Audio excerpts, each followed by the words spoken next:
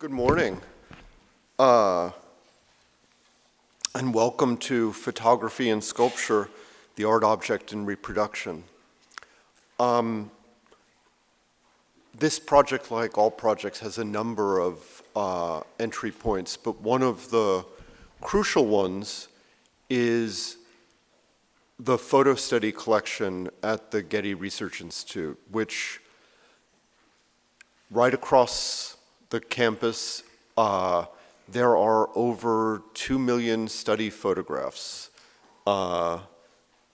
sitting in the L3 level of the Research Institute, which really give a extraordinary study overview of art and architecture from really the beginnings of photography up into the later 20th century. And it is an underused resource in this digital age, but I really recommend it to any of you because not only are the photographs themselves of enormous value, but the annotations that photographers and scholars made over the years, often on the backs of the photographs. As I said, it's a somewhat underused resource, and we were convinced that it had enormous research potential. And one thought was that this collection could teach us a lot about changing views of sculpture from the 19th into the 20th century as they were captured photographically, and at the same time using photography of sculpture to teach us something about the development of the medium of sculpture itself. That project was going on at the same time as Megan Luke and Sarah Hamill were also thinking intensely about the relationship between photography and sculpture, both from their own work on Kurt Schwitter's and David Smith, and also historiographically from Wolflin on both the historiography and the surprising lack of historiography on the subject of photography and sculpture. And so we kind of merged the two projects, resulting in two symposiums, the one you're here for today, and a related symposium that took place last month at the Clark Art Institute in Williamstown, Massachusetts. So we're extremely excited by the distinguished group of scholars that we have here this morning, and it's going to be a wonderful day. I just want to do a couple of brief thanks. First to Darby English and the Clark Art Institute, who are always wonderful partners, and after an absence of a couple of years, we're very happy to be partnering again.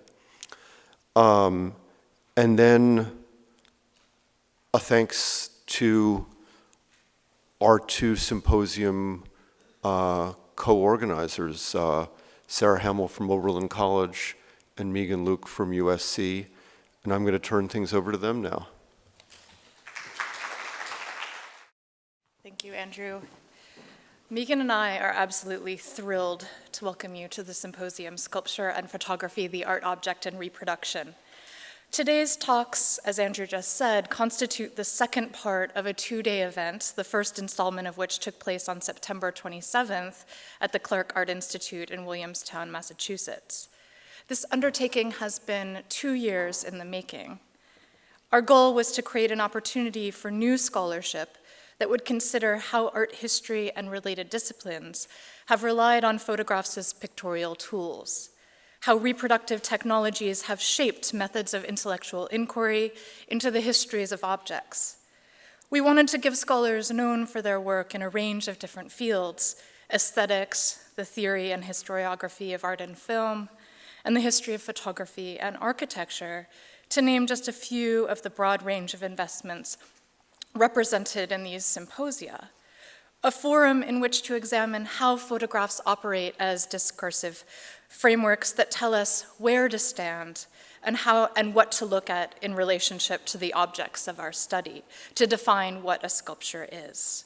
Such images allow us to tell certain stories about these objects, perhaps at the expense of others, since they mediate how we gain access to them, perceive them, and are even lured to them in the first place. These concerns with the role of photography in disciplinary formation on the one hand and its shaping of objects on the other gave rise to a book that Megan and I are currently writing together.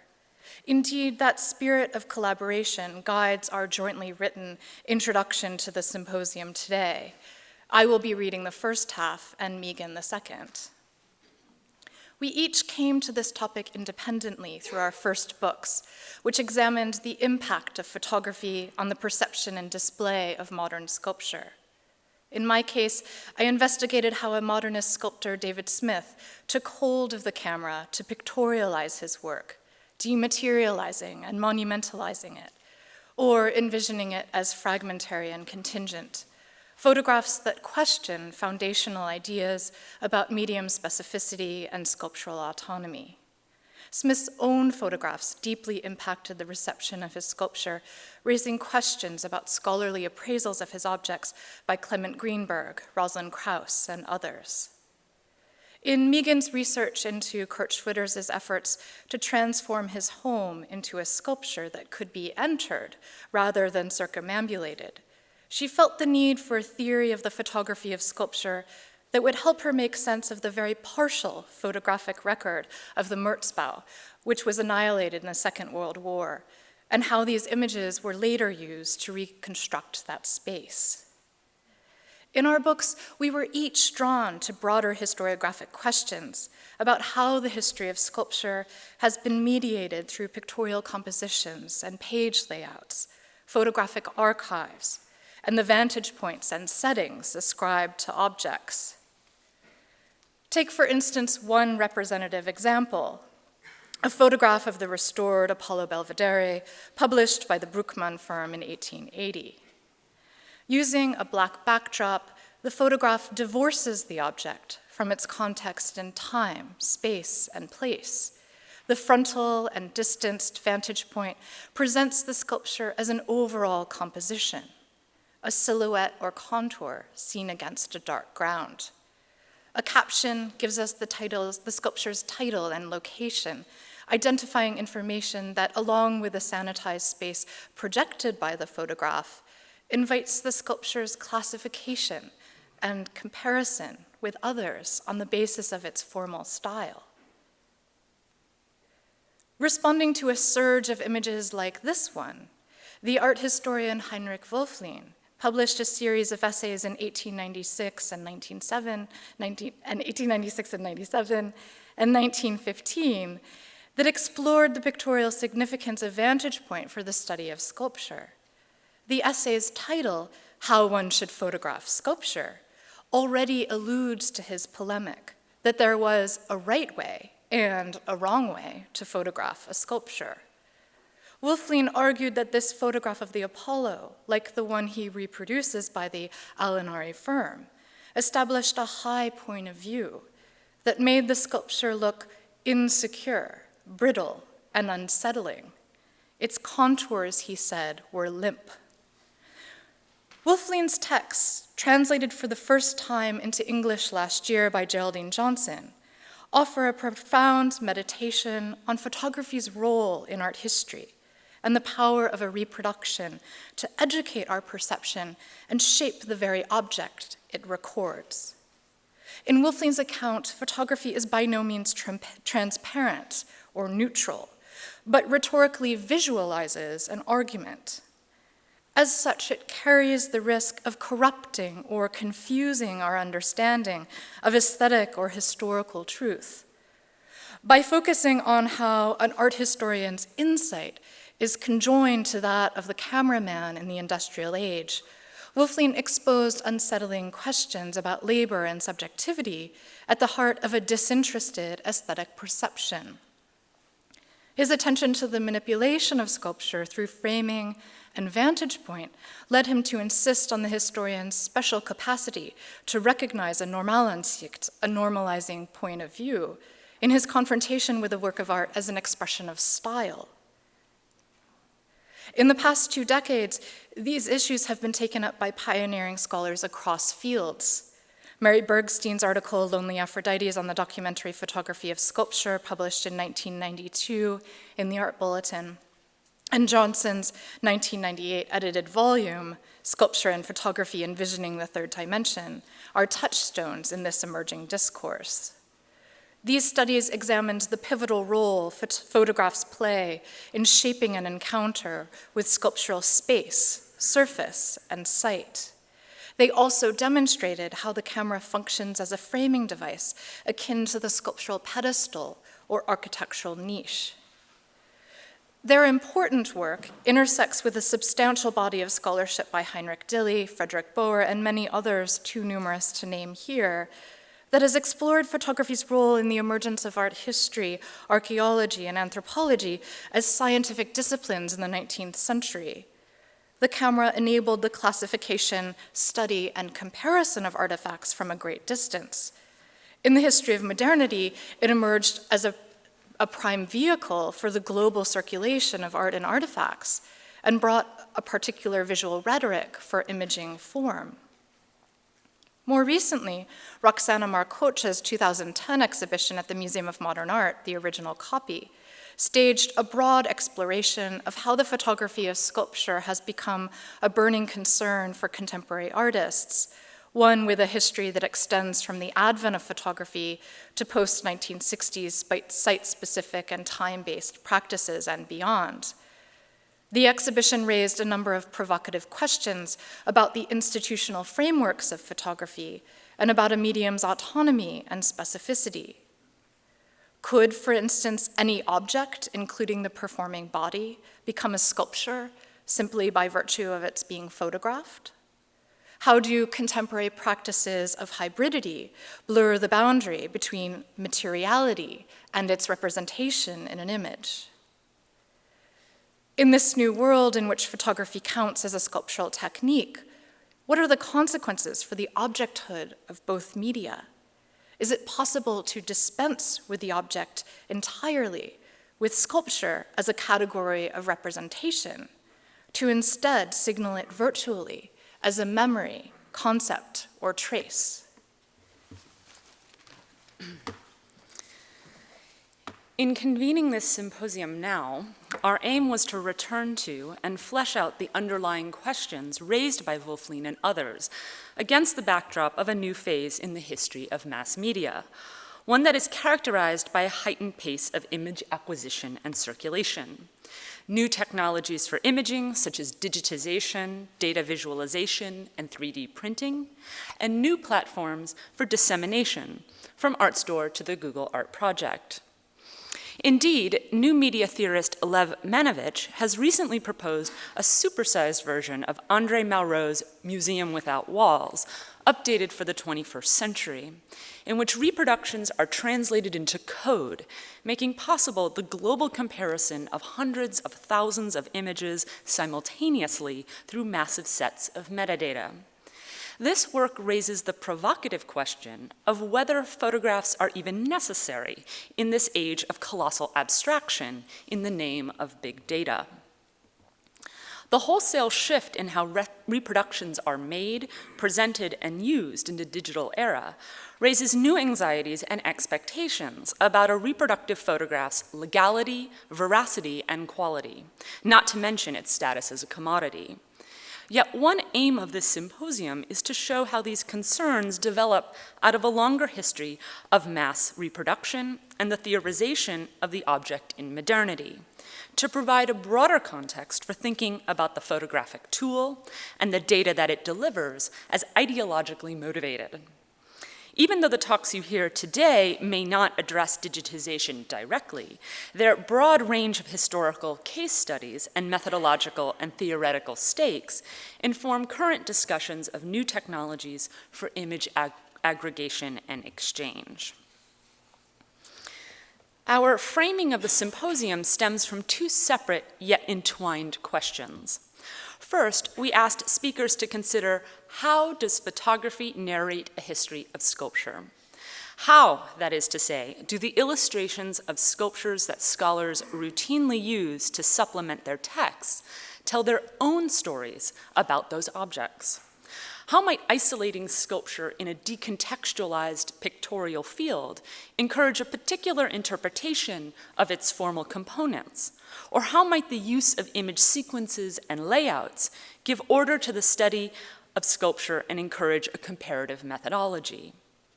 Many of today's speakers offer new vocabularies for thinking critically about how photography has facilitated the articulation and dissemination of modernist ideas about medium specificity, perceptual truth, or artistic autonomy.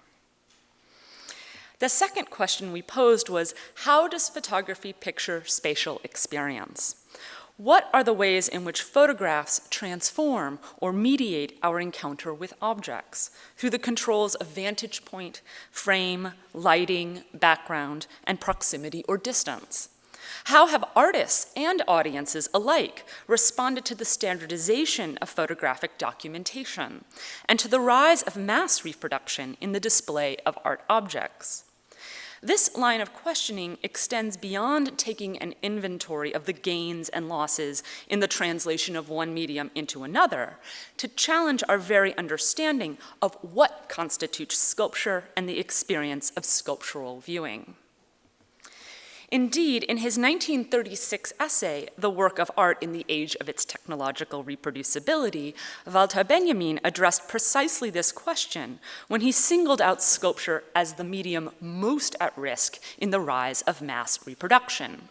Quote, "In the age of the assembled artwork, the decline of sculpture is inevitable," he wrote. And here, Benjamin uses the word montierbar, literally montaged, to describe the art of this era. This claim, not elaborated elsewhere, portends the demise of sculpture and its particular existence in time and space, thanks to the pervasiveness of photography as a form of mediation and display. Sculpture would have to adapt to the miniaturized, portable schemes of reproductions, refiguring itself in the photographic plane.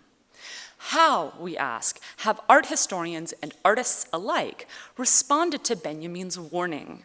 How, that is to say, has the medium of photography constitutively transformed our conception of what a sculptural object is and how it is encountered?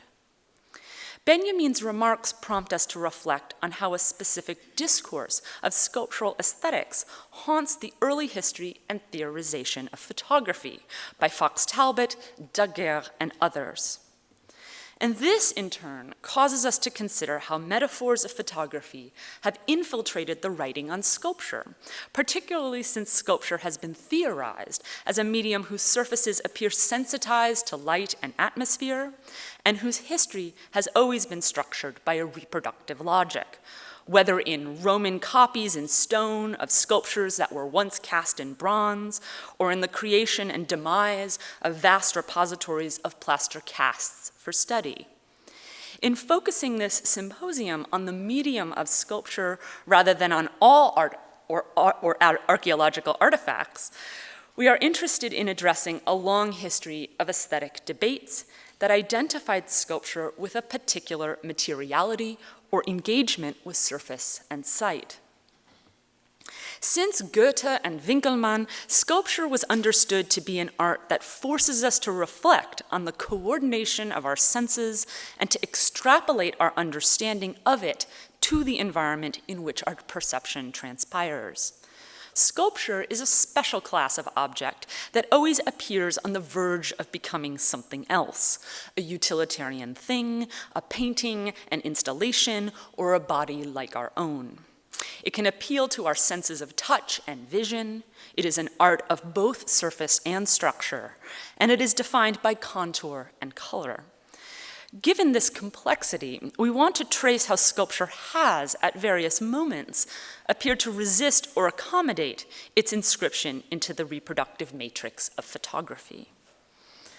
Thus, the questions we pose to the speakers broadly frame today's proceedings, and we look forward to talks that will test and expand beyond our introductory formulations to offer new and innovative interpretations of the photography of sculpture.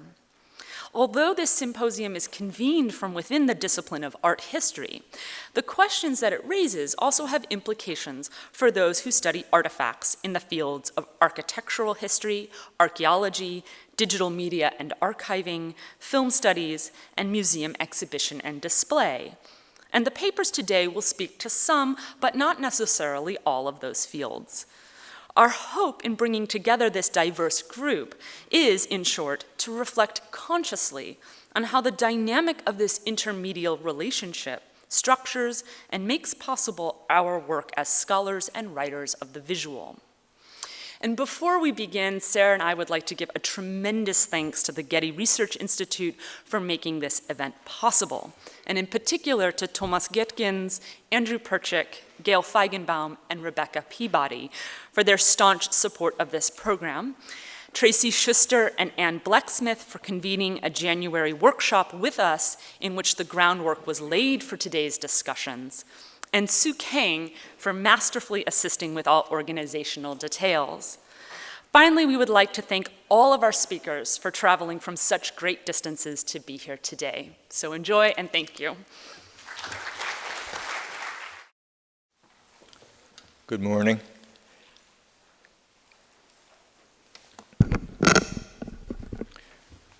Am I audible? Oh, good.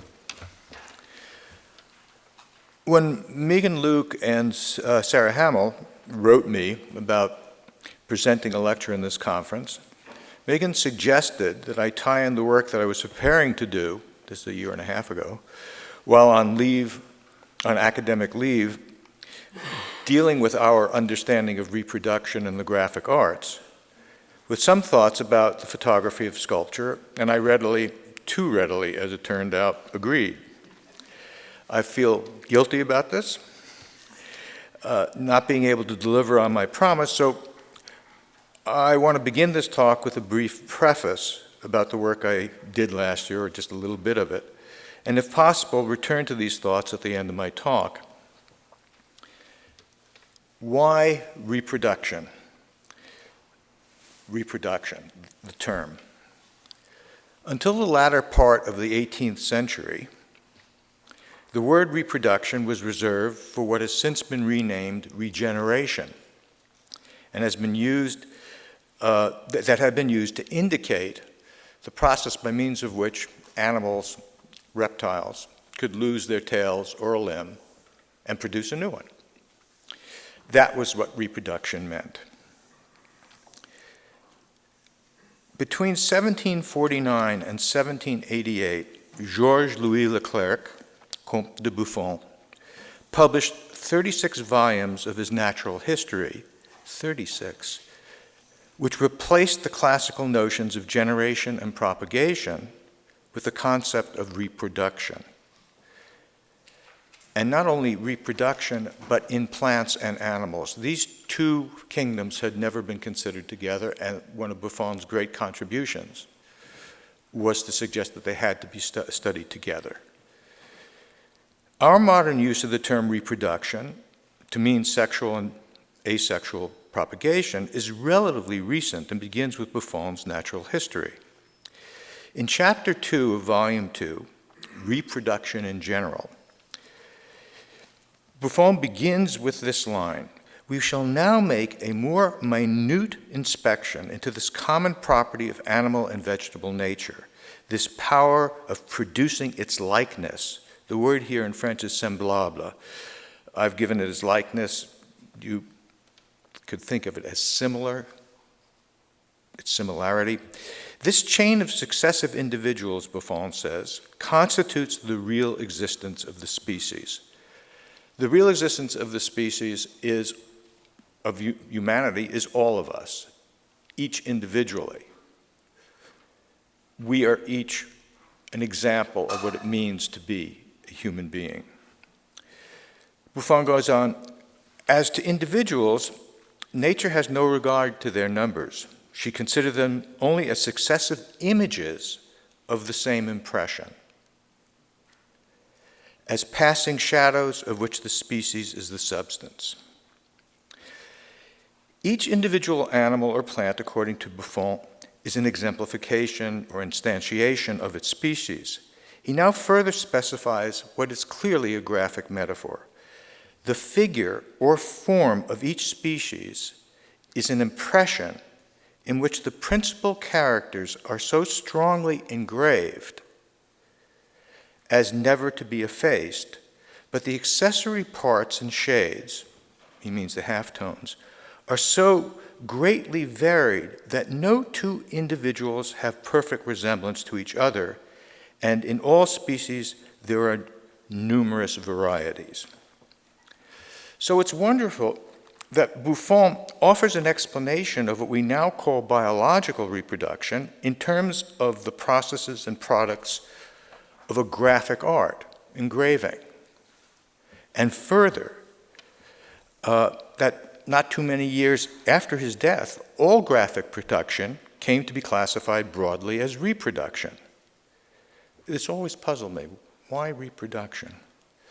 As these things go, the assimilation of reproduction in Buffon's sense happened rather quickly. It enters the French Academy's 5th edition of its dictionary in 1835 and into English dictionaries a little bit later. The extension of the word reproduction to literary works begins in the legal context in the 1840s, and not too long after that, it came to be used in respect to the graphic arts. This term, the term reproduction photography gained currency in the 1890s. And so the aforementioned Walter Benjamin, his use of reproduction comes less than 50 years after the word entered into the vocabulary of the graphic arts and photography. This is all happening very quickly in historical terms. Curiously, while Buffon figured natural reproduction in terms of engraving, he carefully insists that individual members of any species do not perfectly resemble each other. We may resemble our parents and siblings in this way or that, but we do not resemble them in every or even in many respects. It is a family resemblance at best, a real but nearly impossible to describe resemblance. What we share in common with them, our parents, and with all humans who have or will ever exist, according to Buffon, is membership in the same species. And so reproduction is the multiplication of the individuals within a given species. But being the product of multiplication does not mean being a duplicate of those who perform the multiplication. I'm insisting on this very much because of Benjamin and his notion of mechanical or technical reproducibility. We think of copy and identical as going together. Photographic prints are identical. At least they should be identical, I think is what Benjamin means to say. But we've inherited a lot of baggage from him and from those who used him in the 60s, 70s, 80s, and it's still around. In Genesis 1:28, as given in the King James Bible, we learn, God blessed Adam and Eve, and God said unto them, be fruitful and multiply, and replenish the earth. He did not say, be fruitful and duplicate. Nor did he say, or could he have said, I don't mean to put constraints on God, but reproduce and replenish the earth. So this notion of reproduction is quite new.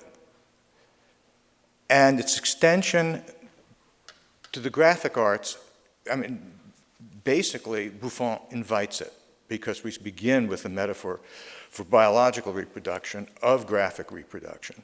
And the point of that metaphor is to say this: look, we all know that if you have a good printing plate and you ink it up and you make prints, no matter how careful you are, there are going to be variations.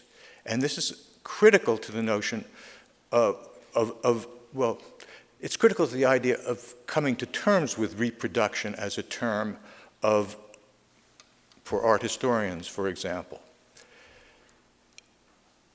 Getting two prints in photography to look exactly alike, identical, close to each other, was an extraordinary achievement. And it took years and years and years to get to it. And then, backing up, getting it in ink to look sort of like the photograph that's being printed in ink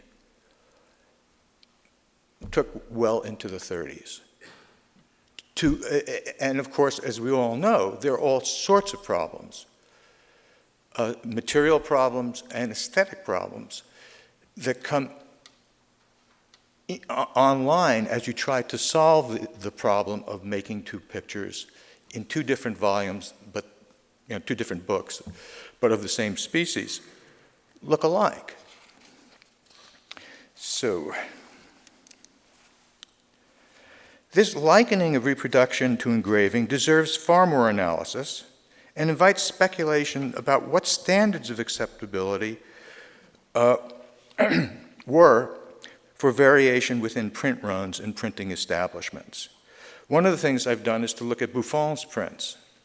And actually, we should do that right now.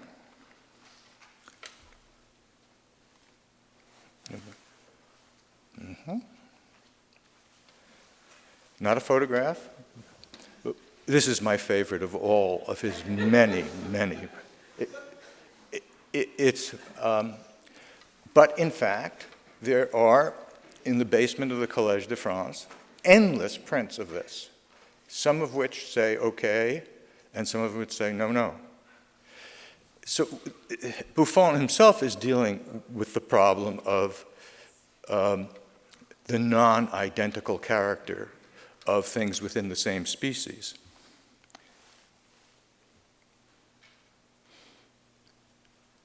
This is from the second edition, after he died, that was done with hand-colored lithographs. One thing I should have said is these books became incredibly successful, translated into about 12 different languages. And you weren't considered, this carries all the elitism that comes with being an academic, you were not educated until you first of all owned and secondly read. And they were very expensive, needless to say.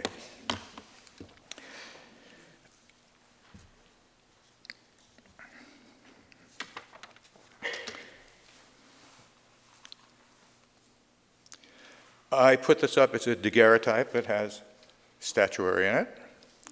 I do so in honor of the Getty, which owns it. It is a magnificent daguerreotype. It is enormous. As daguerreotypes go, I mean, usually they're about that big. This is almost 16 by 20 inches.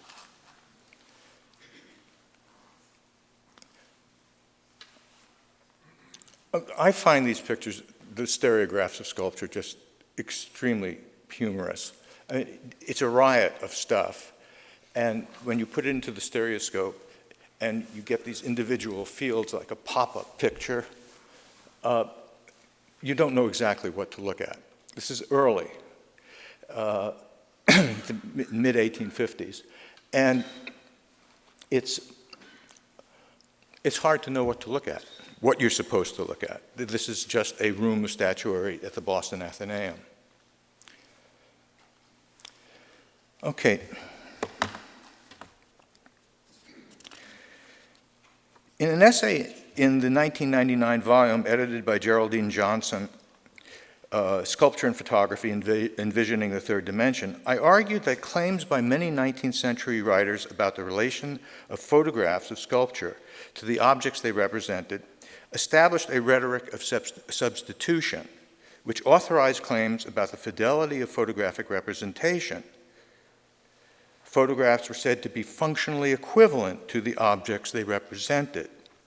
One writer went beyond this kind of claim and argued that looking at stereographic daguerreotypes of the statuary in London Crystal Palace exhibition in 1851 was different from looking at ordinary pictures. Unlike them, where models supply the mere ideals, the photographic stereoslides are the very model. Every one of the poses has its representative in nature. Every trait of the original is there. At times, some photographs of statuary were said to actually surpass the reality, to show what was represented with more clarity than an observer standing in front of the statues could have seen. This impulse to overstatement about photographs was contagious. Oliver Wendell Holmes Sr., in an 1859 essay, The Stereoscope and the Stereograph, writes, "Form is henceforth divorced from matter. In fact, matter as a visible object is of no great use any longer, except as the mold, one on which form is shaped. Give us a few negatives of a thing worth seeing, taken from different points of view, and that's all we want of it." What I want to address now is what I take to be the continuing and pressing need to understand photographs of sculpture in terms of the materials and practices employed by the people who made or make them, materials and practices that, of course, have changed dramatically over time. This need is not confined to photographs made in the 19th century. It holds as well for those that were made yesterday and those that will be made tomorrow. And it doesn't matter if the maker is a snap shooter with an iPhone or a professional with a Hasselblad and a $25,000 digital back. Photographs are representations, pictures generally, though not always, of things in the world, and knowing how they were made is often of central importance in attempting to account for how they should be understood, of determining, for example, which descriptions of them they warrant and which they don't. One persistent problem with photography concerns the fantasies that it has supported it throughout its history. And one recurrent fantasy is that photographs are somehow identical to the things they represent, or to repeat the phrase I quoted at the outset, photographs are the very models. Let me see if I can. Aha.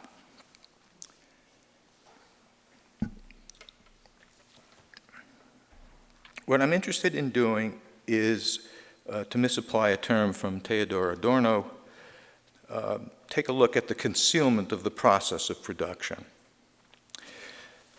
This is a well-known photograph by Charles Nègre, made in 1853, of Henri Lessec, who was also a photographer, among other things, standing to the back of Viollet-le-Duc's Chimera, Le Strige, sculpted by Victor Pianet. The bright white sky, excuse me, and what were said to be the mechanically assured and so precise outlines of the statue, Lessec himself, and the leafy crockets of Notre Dame. I mean, let's see, is this? Yeah. These crockets. And I mean everything that's outlined against the sky are themselves fantasies. So too is the blank sky that mysteriously replaces a chunk of the city of Paris. All of the outlines of these things the things standing against the sky are the result of drawing on the negative with India ink. Now, this is a paper negative, but this becomes just as true with glass plate negatives. This is the problem. All sensitized photographic materials until the late 1880s were exceptionally sensitive to the blue and ultraviolet parts of the spectrum and completely insensitive to red, green, and other light rays. When photographing a mountain or a building against the sky itself was most usually grossly overexposed, and sensitized paper or plate responded to the exposure by getting progressively darker and then turning lighter, but in splotchy dabs. And let me just see. This is a Talbot, negative and positive. It's hard to see in the negative in these areas, but this is the way it prints.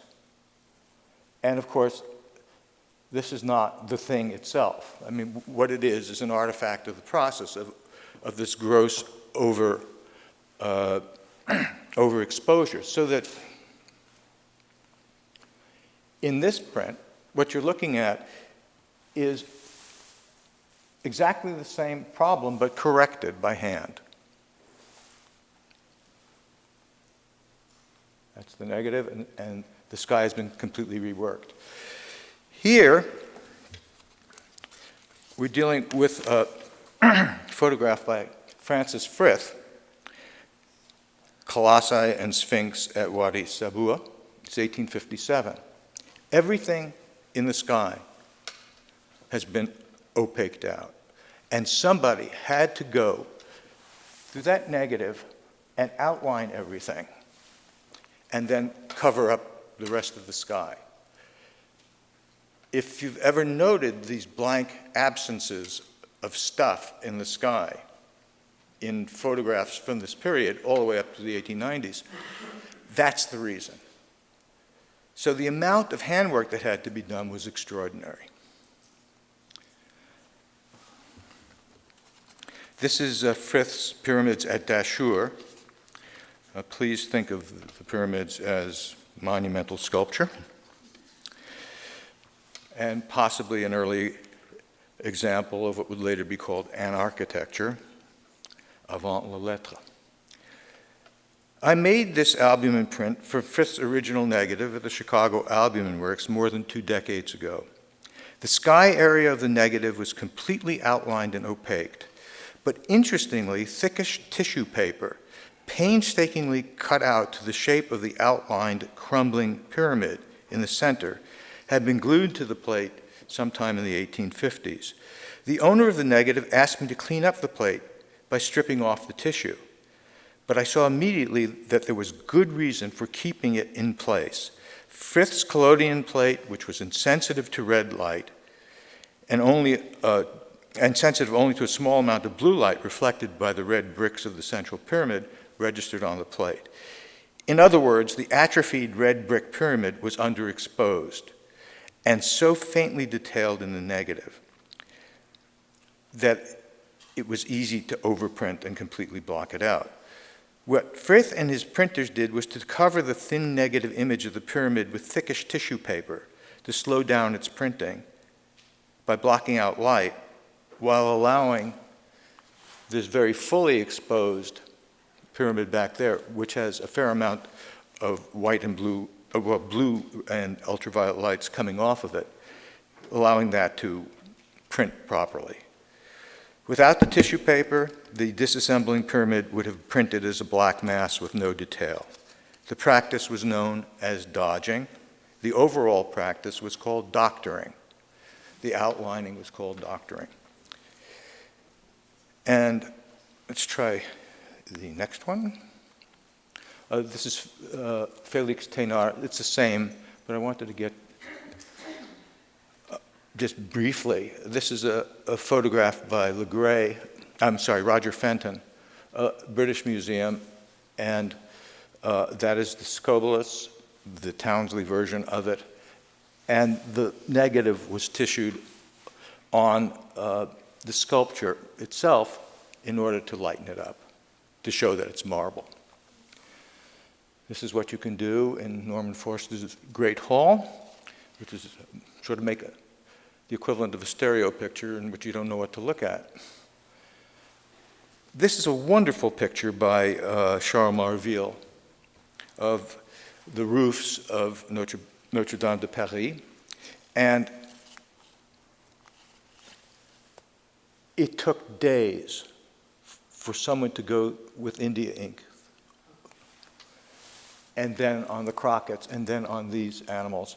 And parts of this had to be blocked up with tissue paper and other parts left alone. What I'm trying to say is that photography came to be thought of as an automatic reproductive means. And it's hard to assign the term automatic to this with so much handwork going in. I'm not talking about subjectivity. I'm not talking about mediation. I'm just talking about physical activity on a negative. The negative, you know, if people have always wanted to get to objects in front of them in a way that was free of handwork, photography in the 19th century was not the way to go to it.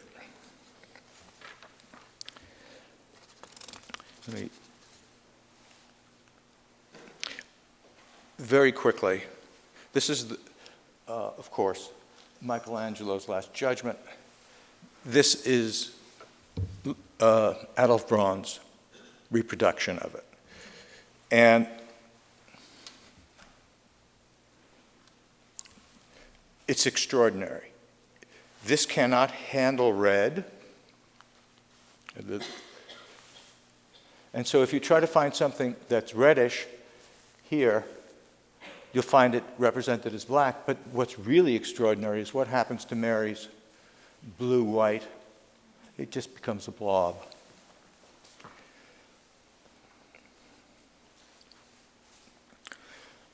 After the hand camera came into existence, film was still spectrally sensitized or challenged. So this is a picture of the face of the Statue of Liberty without a red component. This is not too long after it was hammered out in copper. Joan Crawford's lips are in fact a light orange, but when photographed with orthochromatic film, which was the film of choice for photographers at this period in Hollywood, and also for Hollywood filmmakers, it was a look that was very much liked. So now, let me just, I don't know how we got there. This is a photo engraving, which we've already seen. This is from The Blind Man, second number. And it's a photograph by Alfred Stieglitz, reproduced terribly in photo engraving. And the work, of course, is Richard Mutt's Fountain. It's Duchamp. I just wanted to show you something about this picture and something about the utility of knowing something about photography.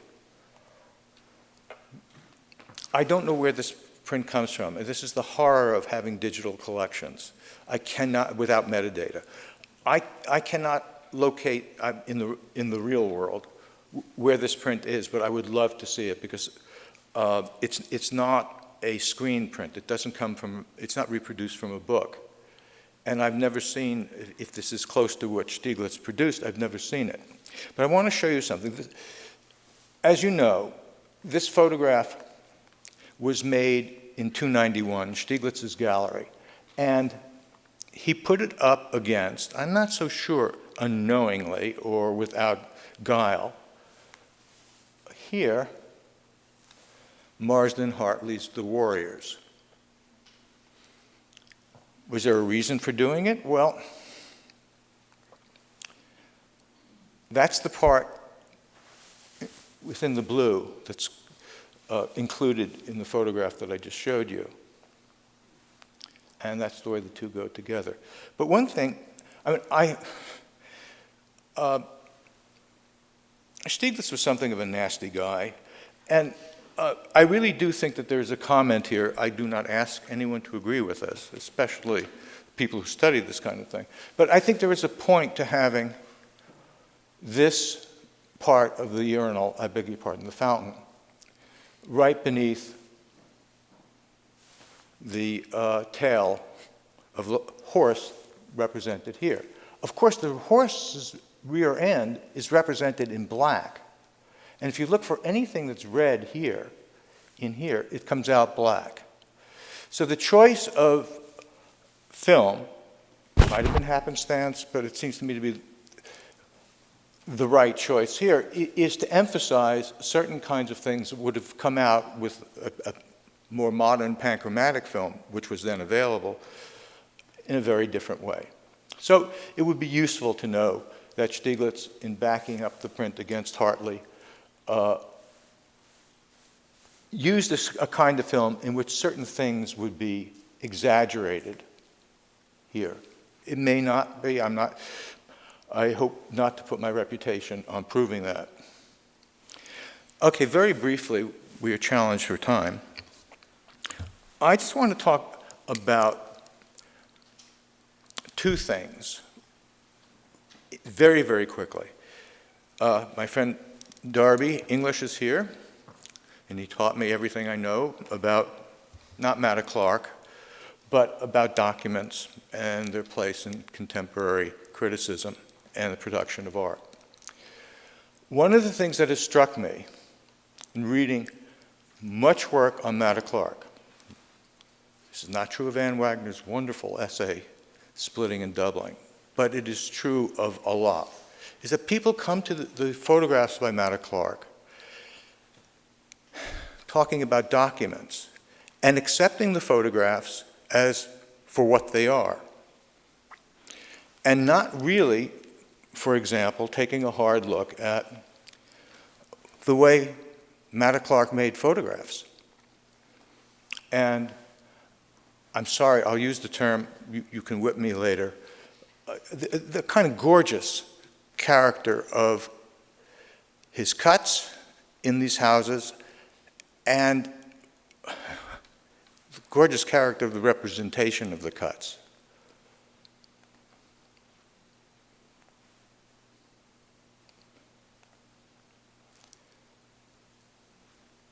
We're not supposed to aestheticize these.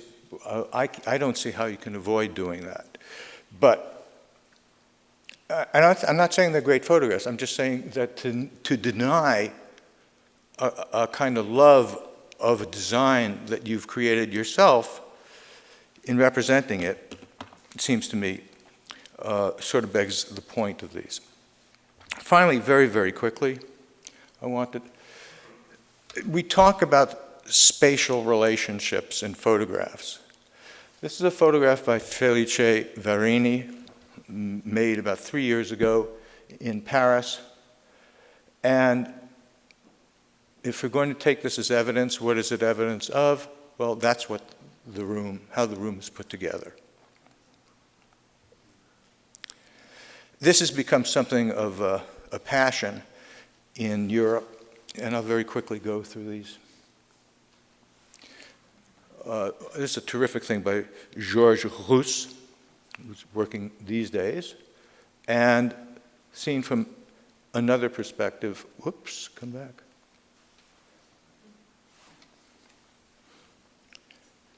Rousse again. Those things are not floating in space, but you can't help looking at them that way. This is Varini. And then this final thing by Varini. That's just a way to tease some thoughts about what it means to represent spatial relations with photography, especially with sculpture. It is 10:30. C'est tout. Thank you.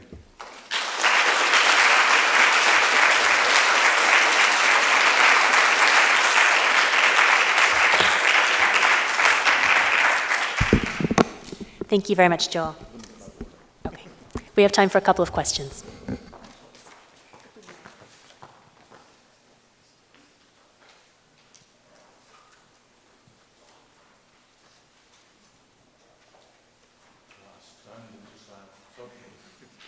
Yes, Megan.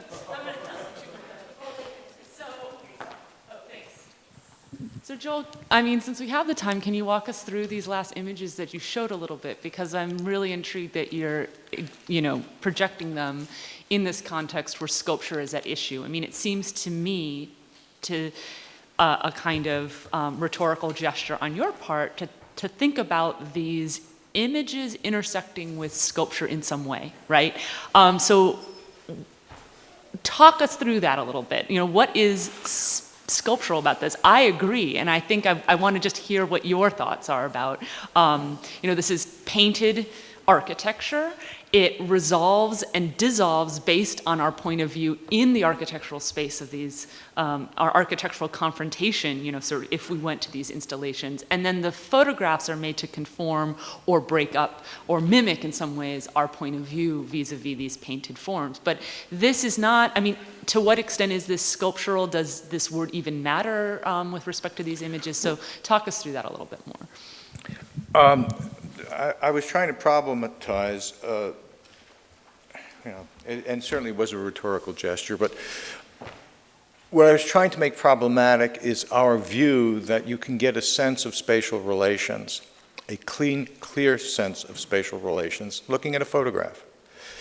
And points out in the Matta-Clark thing that in dealing, that in splitting and doubling, I'm sorry, it's not a thing, that you've got to work with pictures to produce an experience of a space. Work with them serially, get information of any kind that you can get, but you can't rest on one photograph. There are writers, people who've done books on Matta-Clark, in which what they're really doing is analyzing photographs without any self-consciousness of that, and that seems to me extraordinary and a victory for photography. That is to say, you've bought the advertising. But one of the, to me, supremely wonderful capacities of architectural historians is to be able to take floor plans and elevations and bring them together and then create some idea of what the space created is like, what the outside is like, and how the outside relates to the inside. I can't do it. But photography isn't kind of a shortcut to being able to do that. That kind of conception is complicated and takes a very special kind of skill and intelligence. And if you think about it, the famous photograph of falling water, the one that really sort of brought right back, you see the water coming out, it was taken from a vantage point no one who goes to the house can get. It's outside the waterfall, way down, and it is not a major view of the place, and you don't get a sense of the house from that one picture. And you need to look at the plans and the elevations and lots of photographs to try to synthesize a view of it. But photographs are not a shortcut to synthesis. At best, are raw material for synthesis, and even at that, they better not be misleading. Because if they're misleading, the synthesis is going to be cracked. Does that make sense? Ah, Alex. I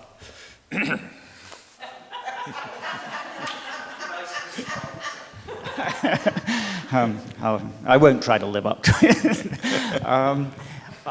Thanks for a fabulous talk. And I thought one issue we're raising that really began with the Buffon rather nicely is this business of a sort of what one might call a kind of good enough replica. That nothing is ever entirely replicated, and this issue of a good enough replica, so it's similar enough that you don't notice any disturbing differences between the different versions. You feel you've got a replica. And I think this, this can go right back to, pre-Columbian replicated terracottas and that sort of thing, that there's a sort of quality control that means that you sort of keep the variations within certain bounds. And I suppose I just wanted you to comment on the fact that there is a way in which one can suddenly shift perspective and start noticing the differences. Now, we do that you do that as an expert when you look at different photographic plates and notice that they're slightly different prints on different qualities of paper and that sort of thing. I just wonder whether in the early days of photography there was more self-consciousness about among the circle that was sort of looking at photographs, there was more self-consciousness than, let's say, in the 20th century when photography was sort of completely widespread, about this business of thinking of the slight, being aware of the slight differences between different prints. Because the point is with animals, you have to put on a very general perspective in order to see every hippopotamus as the same. Most of us we won't remember, if we see two hippopotamuses in two different zoos, we won't remember whether they're exactly the same or not, but if we see them together, we'll certainly see the differences. It seems to me that a lot of these replications in printed material are such that the assumption is that even if you did put them together, you wouldn't immediately notice the difference unless you really looked at it. And I suppose whose assumption? Well, I'm just sort of the replicating, producing. I mean, it's a general social assumption, I would say. But I'm just saying that there are situations where you're aware of these differences and where you're not aware of these differences. And I was just wondering, in the case of photography, was there a sort of, in the early days of photography, was there a broader social awareness of these kind of variations than in the Benjamin age?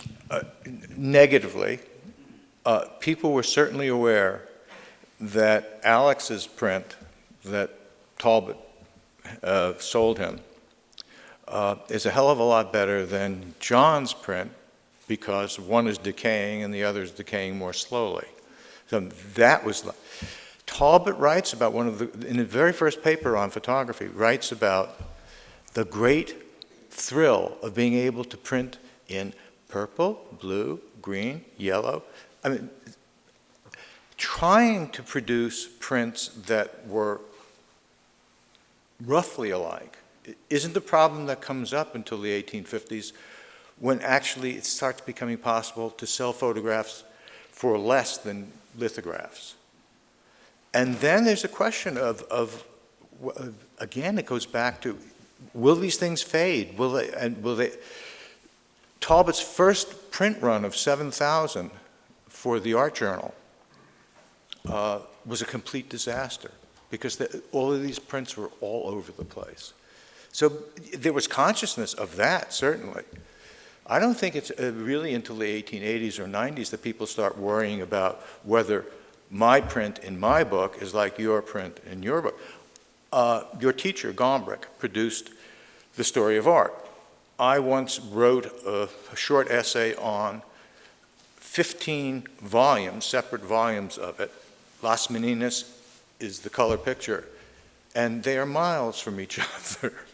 So I don't know if I'm being responsive, but I do think this question, I mean, it's especially vexing for us because we've got Walter Benjamin standing in back of us, and a tendentious reading of Benjamin, which says that once you got one, you got them all.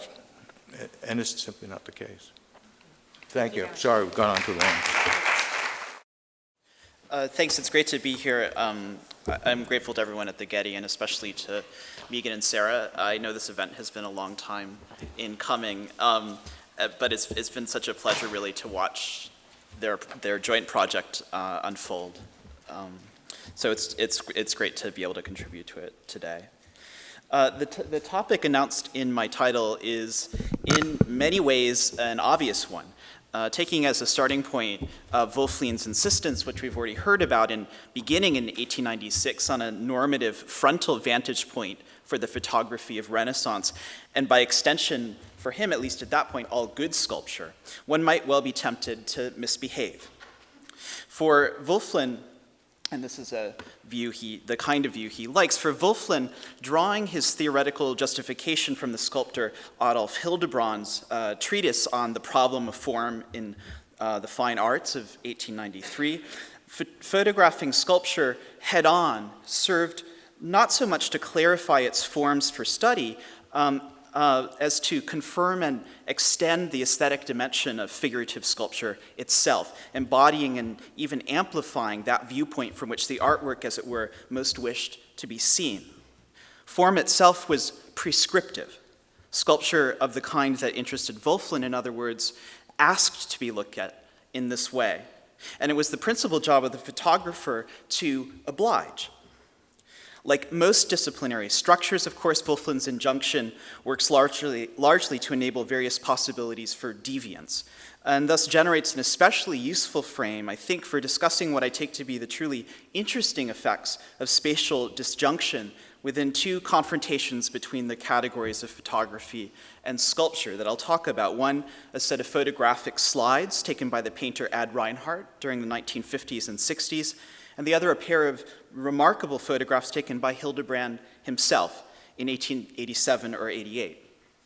Both are moments in which frontality opens onto its discontents, and the photography of sculpture works to figure the psychic and spatial intensities of the figure's dorsal view. Reinhardt's photographs remain underappreciated and in some cases completely unknown. And although I suppose I knew vaguely of their existence beforehand, nothing could have prepared me for the jolt of delight occasioned on first encountering them last November at a show organized by the Reinhardt Foundation at the David Zwirner Gallery in New York, one intended as a celebration of the centennial of the painter's birth. Beyond these two rooms, in a third, there was projected on the wall a sequence drawn from the thousands upon thousands of slides Reinhardt took in the last 20 years of his life during travels around the world as well as at home in New York. And I want to thank Anna Reinhardt for making these images available to me. They encompass a wide assortment of objects, artworks, and architectural forms, many of them beautiful in their own rigid, often strictly symmetrical or more or less symmetrical compositions, as well as in their participation in witty formal sequences. Reinhardt's photography was in part related to his teaching at Hunter College in New York. Robert Morris, the sculptor, recalls a seminar on Asian art in which, and this is Morris, Reinhardt showed about 500 slides a night, each one of which he had taken himself. He had been to every major site in the Orient. All he ever said was, "That's classical," or "That's early classical," or "That's archaic," or "That's Baroque." But Reinhardt also drew from them in the quirky pseudo-art historical slide lectures he would present at his own apartment, as well as at that gathering place for the New York avant-garde, the Club. Non-happenings was his own term for them.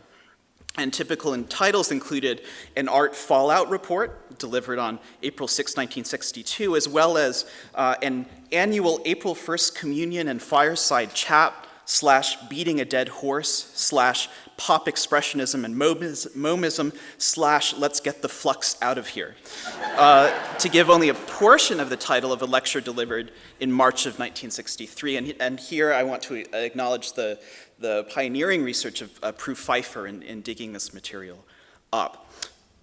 But what struck me most of all was the extent to which the painter found himself drawn to photographing works of sculpture, and the way in which he departed from the strict frontality he usually adhered to in his presentations of architecture, instead taking special relish in photographing sculptures from the rear.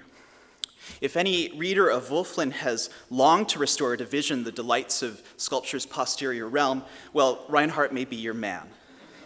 The slides present a veritable parade of sculpted behinds, brightly lit, cast in shadow, human, animal, male, female,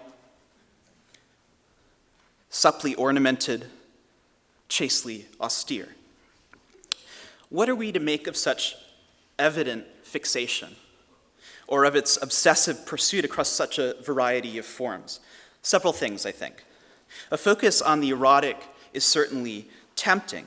Another group of slides taken from quasi-pornographic magazine illustrations might suggest the attachment was at least partly voyeuristic. In nature, it's naughty eroticism worn, frankly, on the sleeve. And the erotic certainly comes to the fore in a precious photograph we have of Reinhardt himself at work, an Apollo chasing Daphne's fleeing backside, a satyr hunkered down in single-minded pursuit of his prey. Here, Reinhardt looks ahead some 50 years to the world of Richard Hawkins. In his treatise on posteriority of 2009, part of a large series of collages gathered under the title Urbis Paganus, Hawkins offers a canny juxtaposition of found photographs of classical statuary with a text of his own devising. In it, the work pursues the posterior imaginary of classical sculpture in a tone carefully calculated to shuttle between a scholarly textbook's self-evident rectitude and the breathless yearning of the amateur or fan. Desublimation, registered through a whole system of social and artistic constraints, is the name of the game. But the treatise has its genuinely art-theoretical, its Hildebrandian moments, too. The interesting thing this page reads, and I'm sort of beginning here, the interesting thing, and here is my first observation, Roman statuary is oriented always toward the front, towards name, and ultimately towards recognition. That's its purpose, so why does it even have a backside, particularly one as finely worked and delectable as the one pictured here? Now, I take these to be real questions. I don't think Hawkins is simply joking around. And they help us to register how something else is at work in Reinhardt's photographs, too, beyond a mere desublimation of sculptural form. For Reinhardt's photographs asked to be examined in relation to a remark the painter made, which you no doubt already have on the tip of your tongues. I mean, of course, his notorious quip that sculpture is something you bump into when you back up to look at a painting. The joke has always been understood as an assertion of hierarchy among the mediums, with paintings' refined claims to our attention raised over the coarser object world of sculptural matter, more like misplaced furniture than a truly fine art. In this sense, it offered a bitchy mid-20th century twist on the joke that Daumier had staged visually some 100 years earlier. Should the photographs then be taken to represent the painter's further denigration of a putatively inferior medium, the ass a site of sadistic regard, a crude figure for sculpture's gross material base? Well, here again, I'm not so sure. For like all good jokes, this one turns not only on aggression, but also primordially on anxiety and fear that it barely masks. Its anxiety concerns the bodily occupation of three-dimensional space. In Reinhardt's joke, at the risk of putting too much weight on it, remember it is sculpture that sneaks up on us from behind.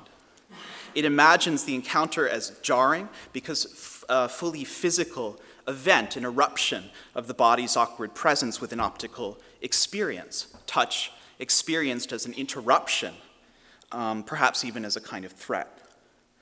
Considered as artworks, after all, paintings only ever have front sides. They don't harbor their vulnerability in three dimensions the way that statues and human bodies do. Sculpture, that is, opens its viewers to the bodily apprehension of spatial contingency. It seeks to order that experience, perhaps, but disorder always lurks around the bend. Ultimately, I think that Reinhardt's photographs seek to memorialize and restage just such possibilities. The photographs reveal their depicted figures as fully subject to such contingency, to the erratic play of light and shadow across their variegated surfaces, to the environmental conditions of the sites they occupy, and to their awkward, involuntary disclosure to the eccentric angles from which they can be approached. Under this camera's eye, sculptures come to seem as much unmotivated objects as they are fully vivid works of art. But more than this, such subjection rebounds upon the viewer. He or she, too, becomes entangled in spatial relations. Whether or not presented literally in the reflection of a window as here, the photographer's dependent position gets inscribed into the picture. His peculiar behavior almost an expression of the obdurate material under regard. Spatial disorientation is reciprocal then, implicating sculpture and photographer alike in the sheer givenness of space. A shudder runs through the viewer of old photographs, Siegfried Kracauer wrote in his great essay on photography from 1927. A shudder runs through the viewer for they make visible not the knowledge of the original, but the spatial configuration of a moment. That's Krakauer. Interpretive emphasis usually falls on the temporality at play in this passage, on the oldness of the photographs, but it ought really to fall on issues of space, on the fact that it is the sheer particularity of the spatial configuration which interrupts knowledge, diverting both perception and memory from their familiar routes, and in the process unseating the viewer's body from affective self-control. Sculpture turns its back on us in these photographs. We are left to shudder or stand blank. Such anxieties have a long and complex history. Among other things, it was against the possibility of such reciprocal unsettling that Hildebrand's famous treatise had sought to defend, and here he is at age 70. As is well known, the problem of form laid out a normative vision that prized clarity, stability, and absolute frontality above all in sculptural composition, an ideal of representation only achievable through a sensitive engagement with the poetics of relief.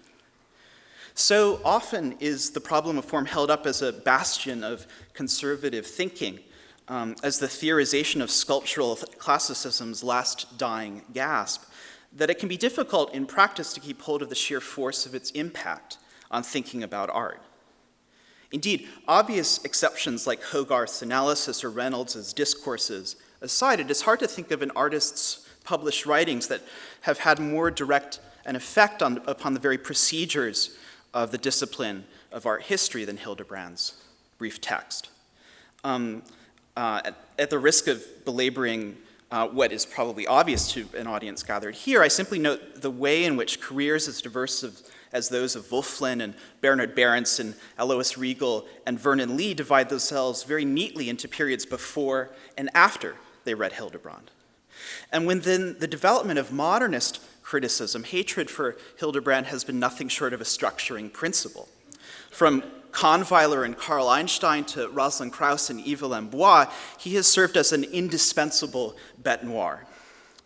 And such hostility makes a certain kind of sense. Modernist sculpture itself so often engaged in the interrogation of frontality. And this, Hawkins perhaps takes his place at the end of a long line. From the disintegration of coherence in Rodin's Gates of Hell to the anti-Hildebrandian frontality of Picasso's Shattered Guitar, as Bois would have it anyway, to Matisse's conflation of sculptures back and front, and on to Bruce Naumann's endlessly disturbing live-taped corridor of 1970, the tense commerce between frontality and its others was simultaneously preserved and undone. The disorientation and the bodily constriction enforced by Naumann's piece especially seems of particular relevance here. At the end of a long, narrow corridor stand two stacked monitors. One shows the corridor as always empty, no matter who occupies it. The other, attached to a closed-circuit camera, surveys the viewer from behind. As you walk down the corridor, you watch as your own unfamiliar image grows smaller and smaller. You sense impossibly the back of your own body peeling away. In the face of such developments, the full implications of Hildebrand's vision have not always been well understood then. And this is a relief of 1887 by Hildebrand. For him, all sculpture ought to behave in certain key respects in the way that classical relief supposedly did, receding, that is, clearly from a frontal plane, enlivening sculptural incident at the same time as it secured spatial knowledge and totalized a rational conception of form. All spatial relations, Hildebrand writes, and all distinctions of form are read off from a single vantage, so to speak, from front to back.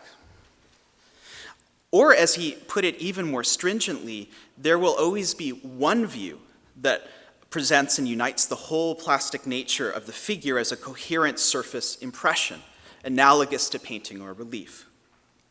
That single vantage should be subsumed under a distant image, Hildebrand's notorious Fernbild, for which he tirelessly advocated. For that advantage signifies, the text goes on, the actual visual notion that underlines the sculptural representation. The problem of form thus seems to offer a primly representationalist over a materialist conception of sculpture, and this has elicited savage criticism ever since. Hildebrand's enemies, as well as some of his friends, have often asserted that this, in their view, irredeemably pictorial vision of the sculptural indexes an underdeveloped feeling for its full three-dimensionality, a perverse blindness to sculpture's rich phenomenological specificities, as encountered by a restlessly mobile, fully embodied viewer. Nothing, however, could be further from the truth. This is Cain and Abel of 1890. Hildebrand craves distance and discipline not because of some lack of feeling for sculptural space, but precisely because he feels such space too much. The embodied subject of his text is everywhere vulnerable to spatial entanglement. We live and weave a spatial consciousness into the nature that surrounds us, he suggests in an especially beautiful turn of phrase. And as a consequence, we always remain open beyond the body's fragile boundaries to full involvement in three-dimensional space. For him, the word sculpture doesn't point to some discrete, separable object in the world. Rather, sculpture names the entirety of an enfolding spatial complex, one that encompasses both statue and beholder, taking place in and as the charged field of empathetic projection that comes alive between them. Sculpture is the spatial distribution of both bodily vulnerability and of imagistic form. And in this regard, Naumann's might be the most Hildebrandian of all. In any case, Hildebrand's own formulations of the desires and fears of the sculptural enterprise prove telling. It is not the task of sculpture, he says, to leave the viewer in an unfinished and uncomfortable frame of mind with regard to the three-dimensional or cubic nature of the impression, striving to form a clear visual image. Its task rather is to provide that visual image, and thus to remove what is agonizing from the cubic form. Such naked admission of disturbance certainly sets Wölfflin's own prescriptive formulae in a new light. Indeed, in his 1893 review of the problem of form, Wölfflin incorporated the passage I just quoted almost verbatim. But what precisely might this anxiety of the cubic entail for Hildebrand's own sculptural practice? And where might photography fit in? Were there a bit more time, we could explore the variety of ways in which Hildebrand's entire sculptural enterprise, from beginning to end, unfolded as a career-long endeavor to manage cubic anxiety, an endeavor that everywhere depended on a shuttling between two- and three-dimensional modes of representation. Drawing, painting, and occasionally photography came to provide other scenes for sculptural exploration. At one point in the problem of form, for instance, he even suggests that sculpture undoubtedly arose historically from drawing. From early life studies related to his first commissioned statue of 1873 to a much later instance in which Hildebrand himself has drawn emphatically over a photograph of his own most famous work, the Wittelsbach fountain in Munich. Here it is, and here's the photograph again. Seeking perhaps to clarify and enliven its silhouetted forms. But for my remaining time, I want instead to focus on one small and especially, I think, telling token of this practice, a photograph of 1887 or 88 showing three of Hildebrand's daughters taken in the villa of San Francesco outside of Florence, where the sculptor had lived and worked since 1873.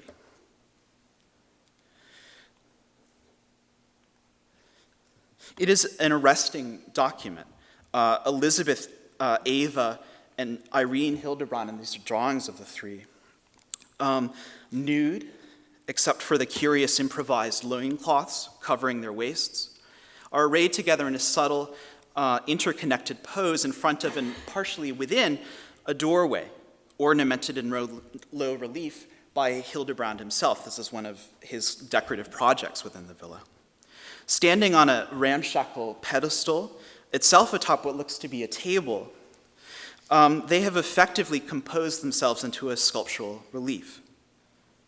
The photograph relates in part to a never-completed fountain project intended for the villa's garden, for which Hildebrand had made a plaster sketch, and here the figures of which here correspond more or less to the poses of his daughter in the photograph. But unlike the capacious spacing out we see in the model, in the photographs, the daughters gather close, touching and almost touching, providing each other with support. And yet, to offer a comparison from the other end of the spatial spectrum, they are not so closely fused together, is Hildebrand's two other younger daughters in the beautiful portrait bust of them here at the Getty. This is executed in 1889. The quiet affection that Sylvia and Bertil Hildebrand so tenderly express for each other is also a sculptural necessity. With no architectural frame to define their bodily integrity, they have nothing but each other, and they huddle close. And one needn't break the spell of the work with a view of the sculpture's hollow back to see how all of this depends on the bust's negotiation of frontality. In the photograph of a year or two earlier, Hildebrand's three older daughters stand between these extremes of closeness and apartness. And though domestic in its circumstance, it offers its own kind of theory of relief.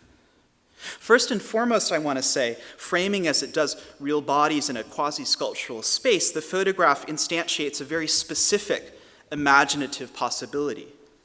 It realizes a fantasy of what it would be like to inhabit, or even somehow to be, the calm plenitude of sculptural relief. Its sheltering spatial clarity becoming an extension of bodily existence itself. This is the logical correlate of Hildebrand's theoretical commitment to an empathetic psychology of art. To observe with pleasure the calm recession of sculptural depiction is also to feel oneself becoming sculptural, trying to confirm one's own embodiment as a rational coherence by imaginatively, that is, corporeally, taking one's place within aesthetic form. But if the photograph enables the imagination of such shelter, it also enforces an awareness of the precarity it entails. Shadows gather darkly around Hildebrand's daughters, suggestive of some unknowable space behind them.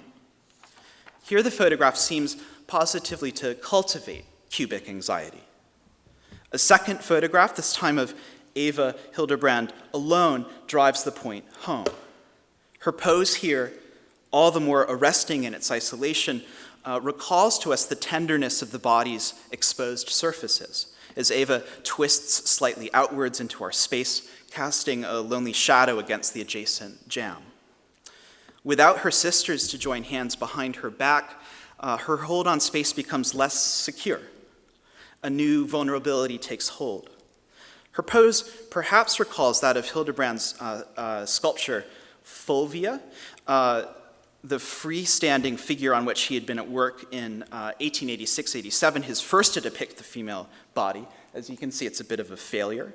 But closer in spirit and substance to the photograph, I think, are two vivid ethereal sketches for a small fresco program within the villa.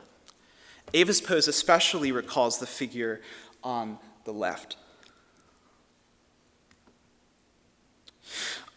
This juxtaposition raises explicitly the question of gender, the gendering of these images. Both photographs lend Hildebrand's daughters a rather androgynous air. This has to do with the boyishness of the girls' physiques, of course, of their bare chests in particular. But it's also suggested by the curious folds and bulges in their loincloths. Bulges of what, one might ask? Indeed, one wonders if it was not so much modesty that dictated the presence of loincloths in the first place, so much as the need to introduce precisely this sort of ambiguity. The photographs engage on some level in a curious exploration of sexual difference, and in particular of the gendering of the sculptural figure. Even here it seems primarily taken to be male within Hildebrand's practice. But the juxtaposition also has consequences for our understanding of the photograph's space. In the drawing, the youth hangs off the shallow depicted architecture with extreme delicacy. Indeed, one begins to wonder how there could possibly be room enough for him to stand in the way he does. The gentle ambivalence between surface and depth in the drawing affords pictorial space for such ambiguous positioning. Indeed, the elegant torsion of his body achieves its vivid plasticity precisely by occupying the inconsistency of several virtual planes. This kind of unobtrusive graphic play between foreground and background is precisely what photographic space in the image on the right does not provide. Ava has to be somewhere specific, the price of her three-dimensional incarnation. It was this condition that Hildebrand had explored in a small and fascinating relief executed in 1877, the year that Ava was born. In looking at the photograph, I can't help but think of this depiction of the infant Ava, as she slowly takes shape out of the stone. There's something both shocking and rather reserved about that emergence. For even as she stretches her new limbs out from what remains of the block, it is in some ways a shockingly direct metaphor of birth. She folds them over each other, pulls them back in order not to reach too far out. A seat secures her as at least provisionally upright in orientation.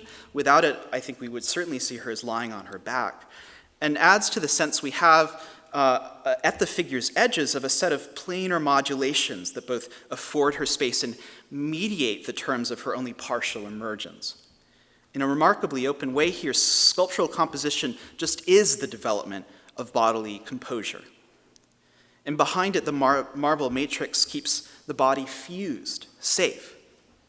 Ava, at 11, again has none of this protospatial security. Instead, her figure hovers at the edge of an abyss, a zone of unbridled three-dimensionality, towards which her back is turned. In the photographs, then, the anxiety of the cubic is localized within a specific structure of paternal care. The anxiety is for them, for these particular bodies, which Hildebrand loves. And the more one considers what exactly his theoretical commitments to frontality sought to protect the viewing subject against, the more one begins to think about, to feel, indeed, the terrible vulnerability of the back of the human body in play. We seem to be confronted with the consequence of a primal fear of exposure to what lies unseen, unseeable behind. Just occasionally, Hildebrand explored the occupation of this taboo position, and always with bewildering results. Significantly, the medium for doing so, again, was drawing. Here again, we have this early instance of the awkwardly tense musculature of his water boy. In registers by turn comic and horrifying, we see it again in a dismal, shambling caricature of the great archaeologist Adolf Furtwängler propelling himself away from us on ice skates. But keeping closer to the fantastic structure of the photographs themselves, I want to end by drawing attention to a particular suite of undated drawings, most likely dating from the early 1880s, depicting a fantastic scene of young boys bathing. They were produced in the long wake of Hildebrand's artistic apprenticeship with the painter Hans van Mares, 10 years his senior, when he had first arrived in Italy. This is a typical fresco by Mares. As far as we can reconstruct their charged collaboration, it hovered somewhere between homosocial camaraderie and homoerotic intensity. But as always with Hildebrand, and even in these belated missives to Mares, sculpture is not far from view. For the drawings very obviously take off from Michelangelo's Lost Battle of Cascina. Michelangelo, having served for Hildebrand throughout his career as a kind of god. In The Problem of Form, he celebrates the way of Michelangelo subjugated his corporeal imagination to his artistic need. In his idol, Hildebrand pictured his bathers all together as well as in isolation, imaginatively rotating the figures to present multiple aspects. And among them, one finds perhaps the strangest drawing of his career. A boy clambers out of the water, legs spread wide, exposing his anus to view. Fantasies of surveillance and exposure here receive embarrassingly little in the way of masking or displacement. The excessive marking in pen of that anus, anatomically improbable and distended, one feels rather queasily as a function of a now explicitly sodomitical gaze, produces its own kind of shudder, at least in me. The dynamics at play, in any case, need little in the way of elaboration, except to say that in coming to rest on this image, we should not feel that we have somehow solved the case of Hildebrand's cubic anxieties, as if it were some merely personal psychic disposition, or to think we have uncovered the traumatic kernel around which his hypersensitive theories of space had all at once congealed. For that sensitivity I've been wanting to suggest speaks beyond itself, to address the spatial and affective disturbances opened up by the problem of photography and sculpture at large. Opened up, but also at times uneasily repressed. Fantasy is expansive in nature, and we didn't fetishize any particular scenario of vulnerability and disclosure in order to see that both fear and desire run deep in the pictorial staging of sculpture's spatial relations, or to grasp something of the vast complex of ambivalent feeling condensed in the enshrinement of sculpture's frontal view as it haunts Hildebrand's arresting photographs, and as it returns in Reinhardt's staging of sculpture itself being taken, that is, taking us from behind. Thank you.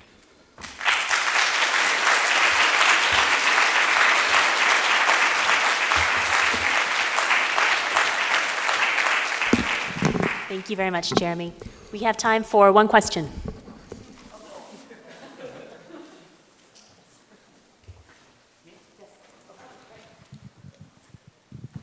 I feel badly being the one question, as I'm sure everyone has many. Thank you, Jeremy.